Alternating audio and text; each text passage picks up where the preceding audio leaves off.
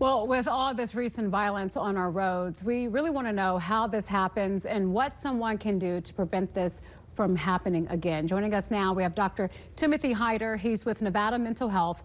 Dr. Jeider, thank you so much for joining us. So many people heartbroken about this, whether they know this family or not, that's now without an 11-year-old. Walk us back to what can happen in these situations that tempers would flare so much that someone would pull out a gun on a complete stranger. These situations can sneak up on anyone. So I would start there by pointing out we're all susceptible to it. Very often it starts before we get in the car. There's some sort of pressure or stress going on in our life that makes us feel like we've got to get to where we're going. That often sets the stage. And then when we're on the road, things happen very quickly and escalate over a short period of time.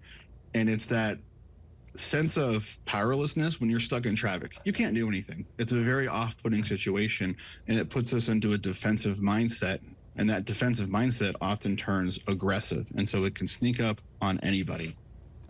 So the fact that it can happen to anyone means that we all need to be aware of this and be thinking about this and not doing anything to put ourselves in this situation. So how can we prevent a tragedy like this one? So prevention starts with, I think some of the advice that Rogers gave is don't engage.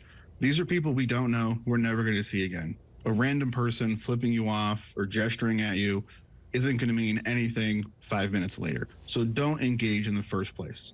The next thing to pay attention to is that these situations do escalate. Yes, it's a very narrow time frame, but there's steps that happen. First, a cut off, a cut back, a yelling, a rolling a window down, a swerving over.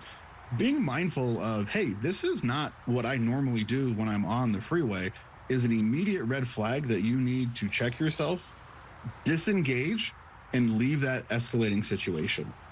Check yourself and disengage, especially if you have a child in the car, such precious cargo. And our thoughts with that family now that is without that little boy. Thank you so much, Dr. Jeider, for your insight. Thank you. Thank you for having me.